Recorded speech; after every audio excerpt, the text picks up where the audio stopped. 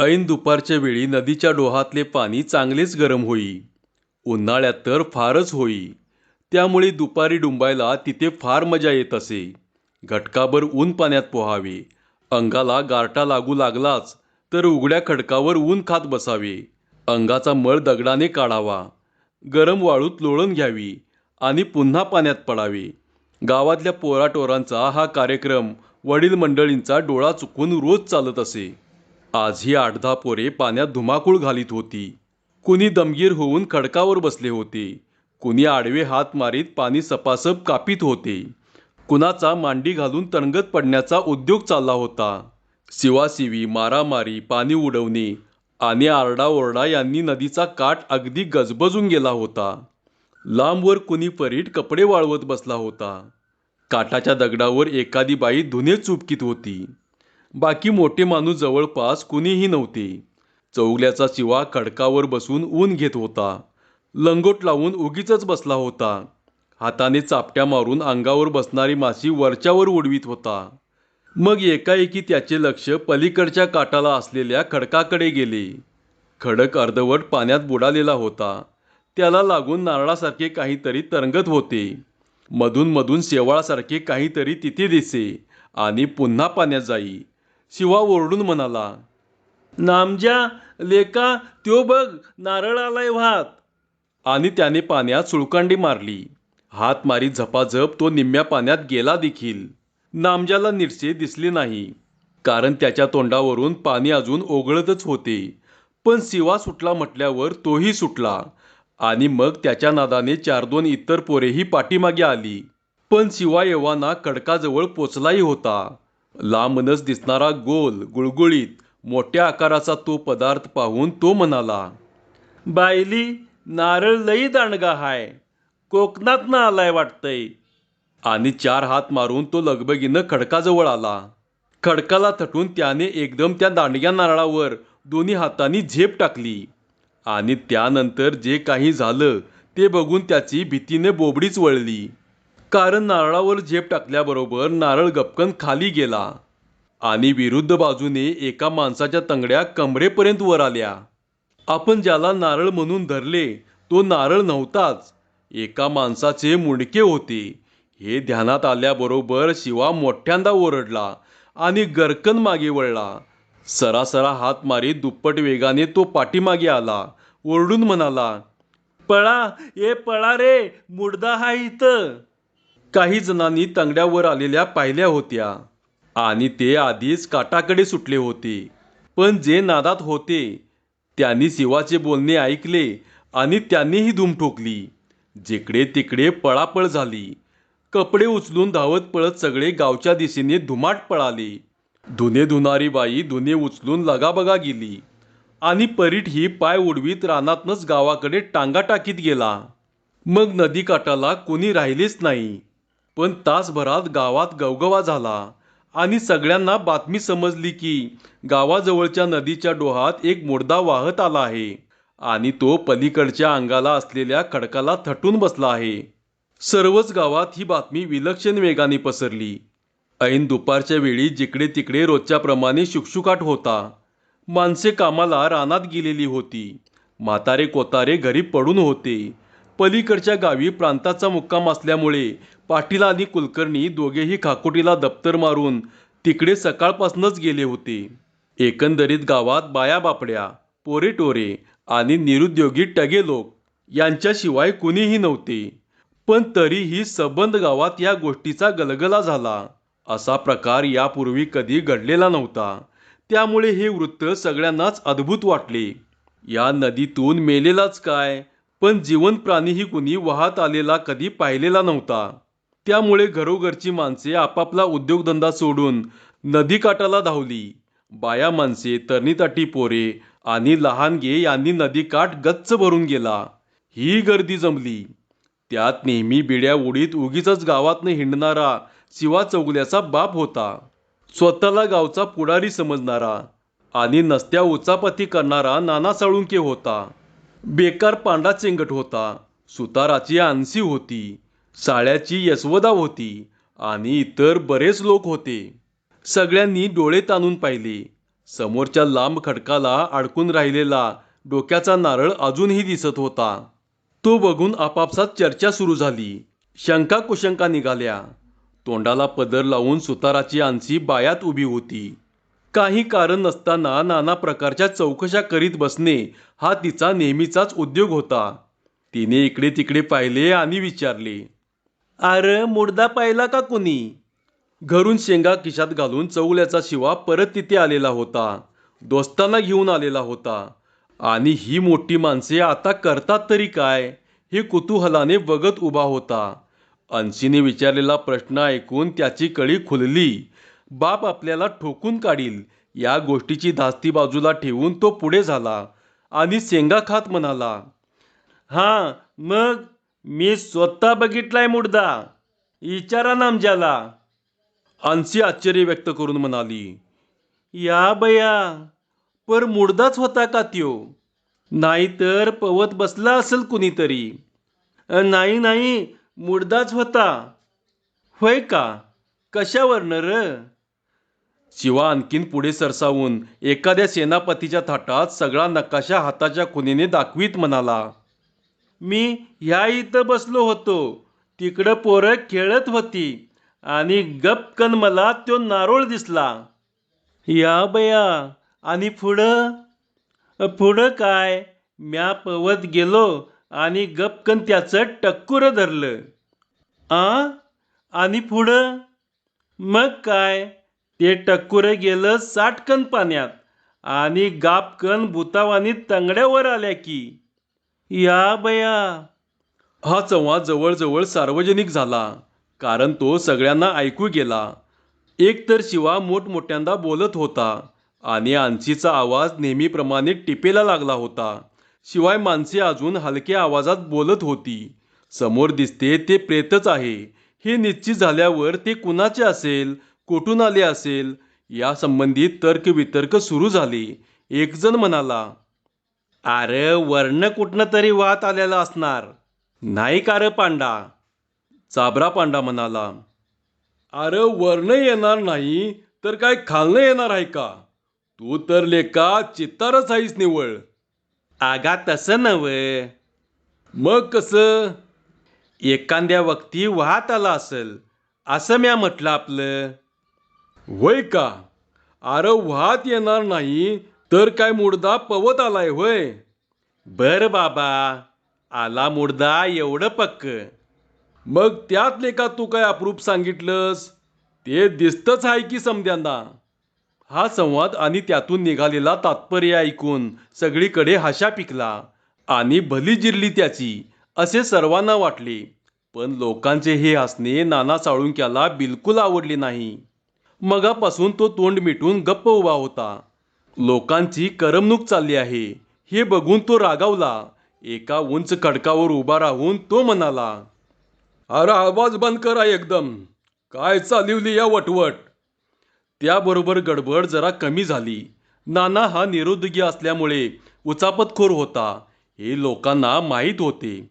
नाही ते पालते धंदे करणारा नाना अशी त्याची ओळख सगळ्यांनाच होती. पण या अशा प्रसंगी त्याने पुढाकार घेतला तर त्यात काही लोकांना नाके मुरडण्याचे कारण नव्हते. त्यामुळे त्याने आरडाओरडा केल्यावर लोक एकमेकांशी बोलायचे थांबले आणि एकदम सगळे नानाशी बोलू लागले. त्यामुळे पुन्हा गोंधळ झाला.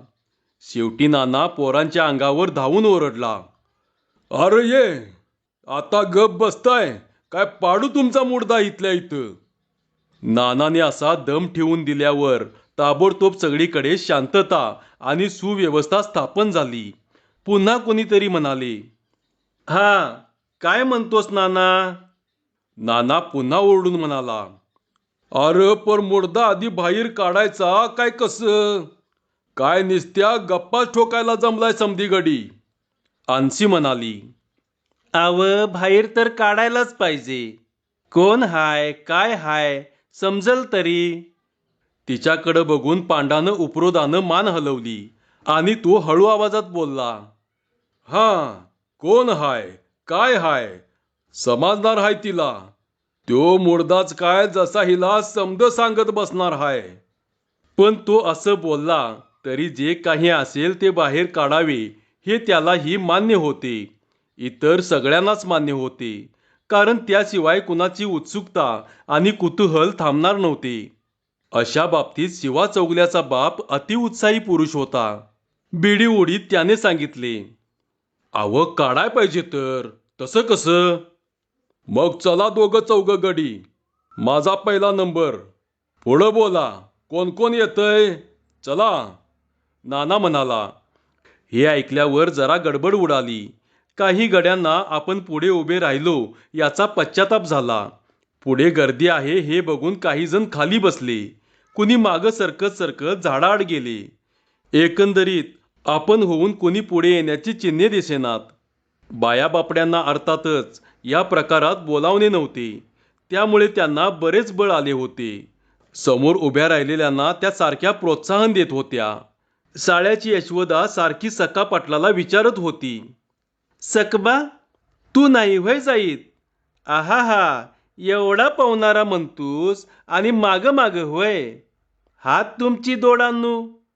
आणि आपल्या थोरल्या पोराला दटावीत ती म्हणाली, "संब्या, पाण्यात उतरायचं नाही बरं का, सांगून ठेवती, नाहीतर मारच खाशील मरस्तवर." एका बाईने चितावणी दिली तरी आईने दम भरावा असा प्रकार बहुधा सगळ्यांच्याच बाबतीत घडू लागला. कारण कुणी ना कुणीतरी कुणाची तरी मातोश्री होतीच. त्यामुळे कुठलेच तरणे पोरगे पुढे होईना. हे बघून नाना साळुंक्याला चीड आली. एक समाजकार्य करण्यात साधी फुकट मदत करायला कोणी तयार होत नाही हे बघून तो चिडला. नकट्या नाकाचा आणि बारीक डोळ्यांचा तो पुढारी ओरडून बोलू लागला, "काकणं भरली का रसमद्यांनी? 4 माणसं मिळणार व्हय इथं?" शिवा चौगल्याचा बाप बिडी ओढीत घोगऱ्या आवाजात म्हणाला, "अरे मिळणार का? मी हाय की, आपलं नाव कायम आहे." "शाबास, तो र सका." आपला डावा पाय उचलून सका म्हणाला, "आलो असतो, पण लागलंय काल उजव्या पायाला. ह्यो काटा मोडलाय दाबनासारखा. सारखा ठणका मारतय. पाणी शिरलं तर ह्यो बंब होईल पाय." सका एवढेच बोलला आणि मग त्याच्या ध्यानात आले की उजव्या पायाऐवजी आपण डावा पाय वर उचलला आहे. त्याबरोबर त्याने घाईघाईने उजवा पाय वर धरला. पण नानाचे तिकडे लक्ष नव्हते. तो सगळ्यांना विचारित सुटला, "पांडबा, तू येतोस नव?" पांडा कुरकुरत म्हणाला, "आगा मी हायच की, पर दुसरं कोण येतंय ते तरी बघ. कमी पडलं कुणी तर मी हायच की." "का म्हणशील तर कलच्याला जरा अंगात जाळ आला होता गा." असे करता करता 4-2 माणसे कशीबशी गोळा झाली. अंगावरचे कपडे काढून धोत्रे वर खोवून त्यांनी पाण्यात सूर मारला आणि नानाला पुढे घालून सगळेजण त्या खडकाकडे गेले. श्वास रोखून काठावरची सगळी मंडळी पुढे काय होते ते टक लावून बघत उभी राहिली. नानाने जवळ जाऊन ते प्रेतच आहे याची खात्री करून घेतली. तेवढ्यात शिवा चौगल्याच्या बापाने गळा हात यांची चाचपणी करून काही हाताला लागते काय ते पाहिले, पण काही सापडले नाही. तेव्हा पाण्यातच थुंका टाकून तो मनाशी म्हणाला, "थोत्तीच्या बायली, निव्वळ नंगा मुडदा हाय ह्यो." सगळ्यांनी मिळून तो देह वर उचलला. तेव्हा लांब सडक केस खाली लोंबलेले दिसले आणि लुगड्याचा निळसर रंगही डोळ्यात भरला. काठावरच्या लोकांनाही लांबून कळले की कुणीतरी बाई आहे. वाहात आलेले ते माणूस म्हणजे एक बाई आहे. त्यामुळे पुन्हा तिथे गडबड उडाली. जो तो दुसऱ्याला शपथपूर्वक सांगू लागला की ती बाईच आहे, बुवा नव्हे. तो देह काठावर आणीपर्यंत काही उत्साही मंडळी लिंबाच्या झाडावर चढली आणि भराभरा लिंबाचा पाला गोळा करून त्यांनी तो खाली टाकला. पाल्याचा हा ढीग भुईवर जमला. काठावर आल्यावर त्या चौघांनी अदबशीरपणे ते शरीर लिंबाच्या पानावर टेकवले आणि दमून गेल्यामुळे ते बाजूला सरले. मग लोकांनी प्रेताभोवती ही गर्दी केली. वाकू वाकून त्या बाईकडे पाहिले. पुन्हा पुन्हा निहाळून पाहिले. त्या बाईचा चेहरा अगदी शांत दिसत होता, पण पाण्यात राहून तिला बराच वेळ झालेला असावा, कारण प्रेत थोडेफार फुगल्यासारखे दिसत होते. चेहऱ्यातही बदल वाटत होता. मग किती दिवस झाले होते कोण जाणे. पण एखादे दमून गेलेले माणूस घटकाभर डोळे मिटून पडल्यावर जसे दिसते तसा तिचा आविर्भाव वाटत होता. पण इतका तपशील पाहत बसायला तिथे कुणाला वेळ होता? लोकांनी एकदम तिथे इतकी गर्दी केली की कुणालाच काही नीटसे दिसले नाही. जो तो मागच्या माणसाला कोपराने आणखी मागे ढकलून आणि पुढच्याच्या खांद्यावर मान टाकून बघण्याचा प्रयत्न करू लागला. पण हा प्रयत्न सगळ्यांनी एकाच वेळी केल्यामुळे बराच वेळ कुणालाच नीट दिसले नाही. त्यामुळे लोकांचे कुतूहल जास्त वाढले. शाळ्याची यशोदा पुढे घुसलेल्या अन्सीला म्हणाली, "अन्से, बाईच आहे काय ग?" मागं वळून न पाहता खणखणीत आवाजात अन्सी म्हणाली, "मग लुगड्यात गुंडाळलेला काय बुवा हाय होय ह्यो? तू तर निवळ हेंद्रटच हाईस बघ यशोदा." "तसं नव ग, एक विचारलं आपलं." तेवढ्यात यशोदेलाही जागा मिळाली. त्यामुळे ती गप्प राहून मुकाट्यानं बघत उभी राहिली. हळहळू लागली, "काय बाई प्रसंग आला? कुणा चांगल्याची दिसतीया आणि कुठं पडली असल? समधी देवाची करणी." हळूहळू सगळ्यांना तो देखावा नीट पाहायला मिळाला आणि मग सगळ्यांनाच दुःख वाटू लागले, हळहळ वाटू लागली. ही बाई कोण कुणाची असल कुणाच ठावं. बिचारीला लेकरं बाळा असत्याल. आता आईच्या माघारी त्यांचं कसं होईल गा? तर कुणाची माती कुठं असती तर कुणाची कुठं. वय माग नाही का तेल्याचा जनापा मुंबईला गेलता लेकीला आढळायला आणि तिथंच खाली पडून मेला. कशाच्या खाली पडून मेला र? कशाच्या काय की ते विचारलो बघ. इमानाच्या नाहीतर हागबोटीच्या खाली सापडला असल. माझ्या काय एवढं ध्यानात नाही हा. लेका इमान हागबोट नव, आगगाडी खाली मेला त्यो असल हा. एकंदरीत दुःख, हळहळ, वाईट वाटणे हा प्रकार थोडा वेळ चालला आणि अशा रीतीने चट्टदिशी संपला. मग कोण कुठे मेला याविषयी नाना गोष्टी निघाल्या आणि शेवटी सगळ्यांच्या मृत्यूविषयी दुःख व्यक्त करण्यात आले. पांडा बराच वेळ त्या बाईकडे न्याहाळून बघत होता. तो नानाला म्हणाला, "का मेली असेल र ही?" दमल्यामुळे नाना बराच वेळ बाजूला नुसता बसून होता. बोलण्यात भाग घेत नव्हता. आता पांडाने प्रश्न विचारल्यावर त्याला नवा दम आला. "अरे पडले असल पाण्यात पाय घसरून. दुसरं काय असायचं?" दुसरा म्हणाला, "ती कशी काय पडली असल गा?" पांडाने मान हलवली. "तसं काय बोलू नकस हं. ह्या बायासनी लई खोड असती या. खोल पाण्यात धडपडत जायाची." "वय वय, धुन्न धुयाला तिकडच मरत्यात समद्या." पुरुषांच्या या संभाषणात अन्सी मध्ये तोंड घालून बोलली, "हं, नाहीतर जीव बी दिला असेल तिनं. म्या सांगते की." "होय का? कशावरनं म्हणतीस?" चाबरट बोलण्याबद्दल नवऱ्याने एकदा आपल्याला डागले होते आणि सासूने पाठीवर मरस्तवर रट्टे ओढले होते. याची अन्सीला आठवण झाली आणि ती म्हणाली, "आव छळवा झाला असेल सासरी, म्हणून दिला असेल जीव बिचारीन. काय करती तर." पांडाने पुन्हा मान हलवली. "असल, हल्ली बाया लई जीव द्यायला शिकल्यात. गादेगावला परवाच कुणीतरी जीव दिला. कुणी गा अन्से?"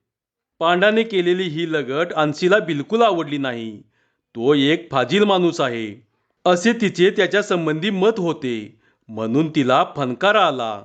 ती मनातल्या मनात म्हणाली, "हात तुझा मुडदा बसिवला." पण उघड बोलली, तुला का रे इनाकारणी चौकशा? दिला असल तुझ्या आजीनं नाहीतर पणजीनं. मी काय समध्यांचं रजिस्टर ठेवलंय व्हय?" असे म्हणून ती तरातरा बायांच्या घोळक्याकडे गेली. तिथं उभी राहून मोठ्या मोठ्यांदा सांगू लागली, "होय, जीवच दिलाय बाईनं. मी नक्की सांगती. तोंडच बोलते या नव का तिचं." एकंदरीत ही कोण, कुठली आणि तिने जीव का दिला असावा याविषयी अशी बरीच चर्चा झाली, वादविवाद झाला आणि नेहमीप्रमाणे मुळीच एकमत झाली नाही. ती बाई आहे आणि मेलेली आहे एवढाच मुद्दा सगळ्यांनी एकमुखाने मान्य केला. अर्थात तेही काही कमी महत्त्वाचे नव्हते. कारण एकमेकाला प्रश्न विचारण्यापलीकडे आणि स्वतःचा तर्क सांगण्यापलीकडे कुणीच काही केलेले नव्हते. ती पाय घसरून अपघाताने मेली असेल काय? का तिने मुद्दाम जीव दिला असेल? का आपली गंमत म्हणून ती मरून गेली असेल? यावर फार वाद झाला आणि बहुसंख्य लोकांचे शेवटी असे म्हणणे पडले की ही बाई जीव देण्याचा निश्चय करून नदीला आली असावी, पण नंतर तिचा निश्चय फिरला असावा आणि दुर्दैवाने तेवढ्यात पाय घसरून ती बुडून मेली असावी. शेवटी सगळ्यांना मान्य होणारी अशी तडजोड झाल्यामुळे आणि बोलून बोलून सर्वांचाच दम छाटलेला असल्यामुळे त्या ठिकाणी परत शांतता स्थापन झाली. आता यापुढे काय करायचे हे लोकांना कळले नाही. ते एकमेकांच्या तोंडाकडे बघू लागले. तेव्हा नाना पुन्हा पुढे सरसावला आणि म्हणाला, आता पुढचा काय विचार बघा की. काय नुसत्या गप्पाच हानीत बसायच्या संध्याकाळ होईस्तवर. खरे होते. आता दुपार मावळली होती. सूर्य बराच खाली सरकला होता. उन्हाचा ताव कमी झाला होता आणि पश्चिमेकडचे वारे अधूनमधून अंगाला लागत होते. पांडाने विचारले, पुढचा विचार म्हणजे? लेकानू, मोडदा हितर टाकून जायचं काय? जाळायची काहीतरी व्यवस्था कराय न ग. कुणीतरी सहज बोलले, जाळायचं का? तेव्हा पांडा म्हणाला, मग काय घरला नेऊन कुट्टीला अडकून ठेवतोस? तसं नव्हे. पाटील कुलकर्णी कुणीच नाहीत गावात. नसनात ते काय जाळाय नग म्हणत्यात होय? विचारणाऱ्याचे क्षणभर समाधान झाले, पण पुन्हा त्याला शंका आली. पर खर्चाची व्यवस्था काय? हा प्रश्न होता. आतापर्यंतचे काम बिनखर्चाचे होते. आता रोकड मोजण्याचा सवाल होता. तो उद्योग कुणी करायचा? पण नानाने त्याच्यावर तोड काढली. तो पुढारी वर्गापैकी असल्यामुळे त्याच्यापाशी पैसे जमवण्याच्या युक्त्यांना तोटा नव्हता. तो म्हणाला, अरे हे काय विचारणं झालं? वर्गणी काढायची र. हाय काय त्यात अवघड? मानसी चाराटानं काढायचं, लई नाहीत. वर्गणीची कल्पना काही वाईट नव्हती. मानसी चाराटाने हा आकडाही तसा जड नव्हता. शिवाय तिथे उभे राहून बऱ्याच जणांना कंटाळाही आलेला होता आणि आपापल्या घरी महत्वाची कामे पडलेली आहेत याची ही आठवण होऊ लागलेली होती. शिवाय नाही म्हटले तरी थोडेसे त्या बाईच्या दुर्दैवाबद्दल वाईटही वाटत होते. त्यामुळे कुणी 4 आणे दिले, कुणी 8 आणे दिले आणि 10-5 रुपये जमले. शिवाय काही आश्वासनेही मिळाली. तेवढ्या आधारावर नाना म्हणाला, आता जुळलं. तेवढे सरपणाची व्यवस्था करा जावा बघू कुणीतरी. हे ऐकल्यावर पांडा घाईघाईने बोलला, अरे कुणी कशाला, मी आणतो की. आणि दुसरे कुणी बोलायच्या आत तो लगबगीनं तिथून हलला देखील. भराभर पावले टाकीत तो गावाकडे गेला. तो इतक्या लगबगीने जाण्याचे कारण इतकेच होते की त्याच्या घरातले सरपंच संपलेले होते आणि 2 दिवसापासून बायकोने त्याचा तगादा लावलेला होता. इकडे सरपण आणता आणता त्यातले अर्धे सरपण घरी टाकता येईल या हिशेबाने त्याने हे काम आपल्या अंगावर घेतले होते. पर घासटेल पाहिजे बाटली भरून, ते बी आणाय पाहिजे कोणीतरी.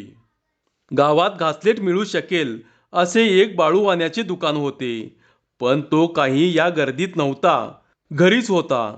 शिवा चौगल्याच्या बापाची आणि त्याची उदारीवरनं नेहमी झकाझकी चालत असे.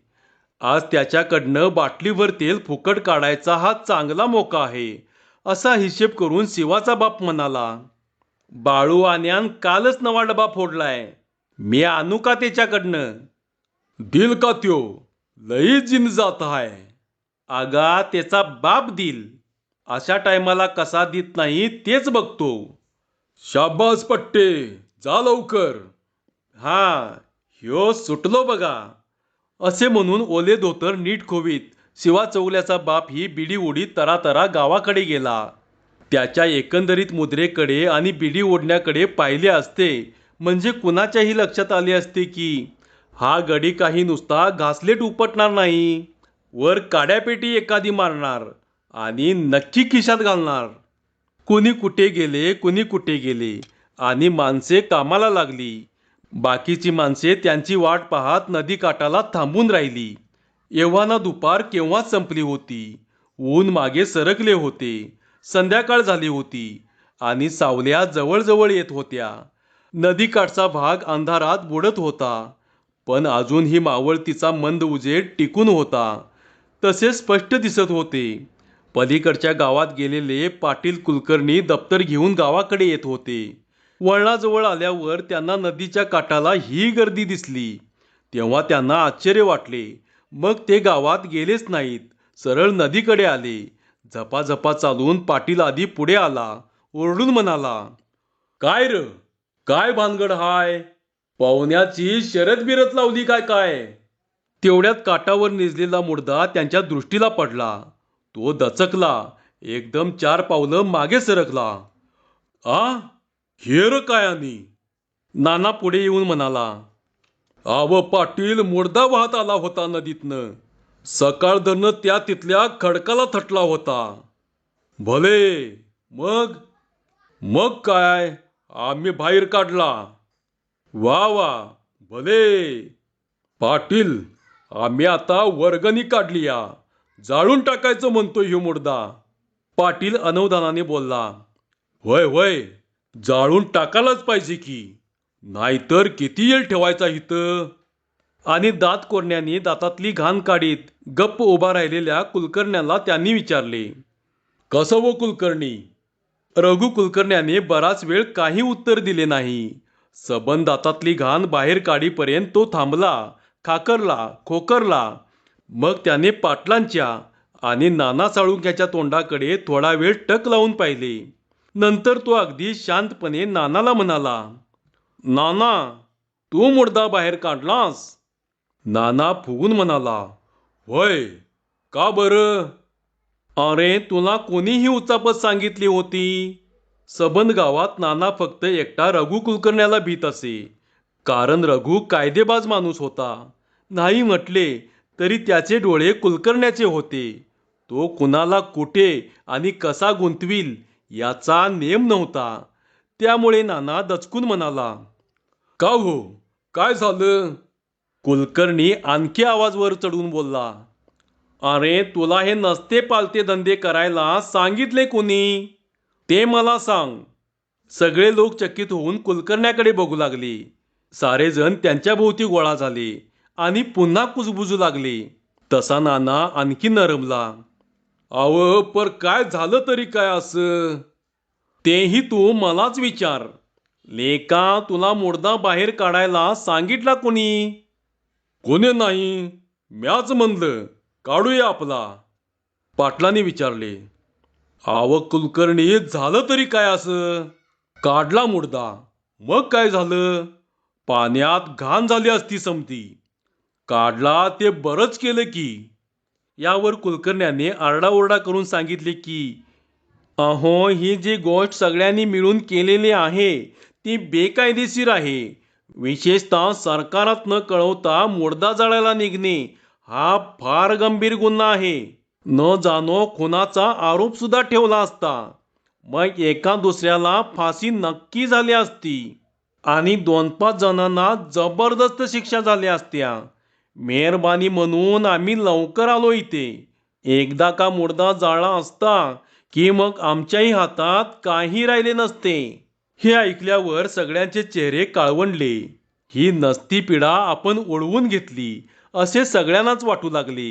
या नानाच्या नादाला शहाण्या माणसाने चुकूनही लागू नये असे त्यांना वाटले. सरपणाचा छेकडा घेऊन पांडा आणि घासलेटची बाटली घेऊन शिवाचा बाप हे दोघेही मगाशीच आले होते. कुलकर्ण्यांचे बोलणे गुपचूप चोरासारखे बाजूला उभे राहून ऐकत होते. या सरपणाचा आणि बाटलीचा बदललेल्या परिस्थितीत काय उपयोग करून घेता येईल हा विचार त्यांच्या मनात घोळत होता. इकडे आंची लाडीकपणे कुलकर्ण्याला म्हणाली, "आव, बरं झालं तुम्ही आल्यासा. नाहीतर आमच्या हातनं बेकायदा गोष्ट झाली असती. आता काय होणार नाही नव?" कुलकर्णी माल हलवून म्हणाला, "आता खटलं होणार नाही, पण फौजदार येईल, पोलीस येतील. सगळ्या गावाला त्याची सरबराई करीत बसावं लागेल. जाबजबाब होतील. मुर्दा कुठं सापडला, कसा सापडला, का सापडला." पोलिसांची सरबराई आणि जाबजबाब म्हटल्यावर दोघा चौघांच्या ध्यानात सगळा पुढचा प्रकार आला. मागे एकदा मारामारी झाल्याच्या कारणावरून पोलीस गावात आले होते. तेव्हा घरोघरची एक एक कोंबडी फुकटवारी गेली होती. शिवाय जाबजबाबाचा ताप झालाच होता.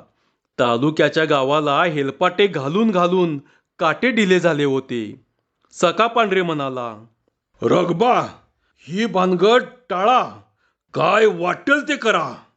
आता टाळा कशी? आता लागली पाठीमाग. नको नको. अह, नको नको म्हणून भागत नाही. आधी घाण करून ठेवलीत कशाला? अव, या नानानं घाण केली समधी. अन्सी म्हणाली, तरी मी म्हणत होते की मुर्दा काढाय न ग, पर ऐकतय कोण ह्या कालव्यात? असा संवाद झाला आणि बहुसंख्य प्रेक्षक समुदाय नानाकडे रागाने पाहू लागला.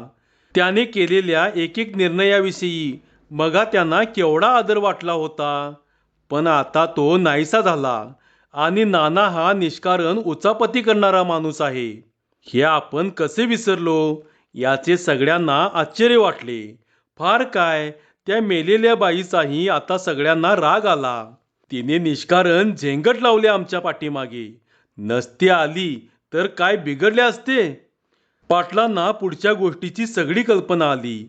ते म्हणाले, रघबा, तू म्हणतोस ते अगदी पायंडशीर आहे बघ. इनाकारणी ह्या भडव्यांनी उचापत करून ठेवली या. पर आता काहीतरी वाट काढा ह्याच्यातनं. ही पुढची बलाटाळा. पाटील असे म्हणाले. सगळ्यांच्या चेहऱ्यावरही तोच भाव दिसला. तेव्हा कुलकर्ण्याला बरे वाटले.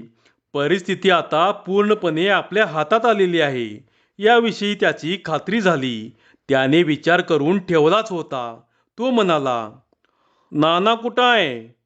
नाना नेहमीप्रमाणे लगेच पुढे सरकवला. आता उचला तो मुर्दा आणि सोडा पुन्हा पाण्यात. जाऊ द्या खाली. जिथे लागेल तिथल्या लोकांना होईल ताप. कोणी काहीच बोलले नाही, पण सगळ्यांच्या चेहऱ्यावर मोठा आनंद दिसला. नाना पुन्हा उत्साहाने पुढे आला. त्याने मगाच्या दोघा चौघांना हाक मारली. सगळ्यांनी मिळून मुकाट्याने मुर्दा उचलला आणि लांब पाण्यात नेऊन सोडला. प्रवाहाला लागल्याबरोबर बाई झपाट्याने खाली गेली आणि 5 मिनिटात नाहीशी झाली. तिचा काही मागमूस आता तिथे राहिला नव्हता. वरून चांदण्या लुकलुकत होत्या आणि खाली अंधार चांगलाच पडू लागला होता. गाव काळोखात बुडून जात होता. गार वारा सुटला होता. पोराटोरांना घेऊन बायका केव्हाच पुढे झपाझप गेल्या होत्या. बापई गडी थोडे थांबले होते, पण तेही आता गडबडीने निघाले होते. ऐनवेळी संकटातनं बचाव झाला होता. तेव्हा सगळ्यांच्या चेहऱ्यावर आनंद होता, समाधान होते. त्यांच्या मनात नाना विचार येत होते, पण खुश नव्हता तो एकटा शिवा चौगल्याचा बाप. त्याला काहीतरी मनात बरं वाटत नव्हतं. प्रेत सोडून देताना त्याने ते नीट पाहिले होते. बाईच्या मनगटावर पाटल्यांच्या ठिकाणी कानाच्या पाळ्यांजवळ वन उठले होते. त्याला ते नीट दिसले होते. बाईच्या अंगावर जिन्सा होत्या हे नक्की. मग त्याचं झालं तरी काय? त्या गेल्या कुठे? आणि मग त्याला एकदम शंका आली. आदल्या दिवशी त्या जिन्सा अलीकडच्या गावातल्या लोकांनी काढून तर घेतल्या नसतील? धन्यवाद.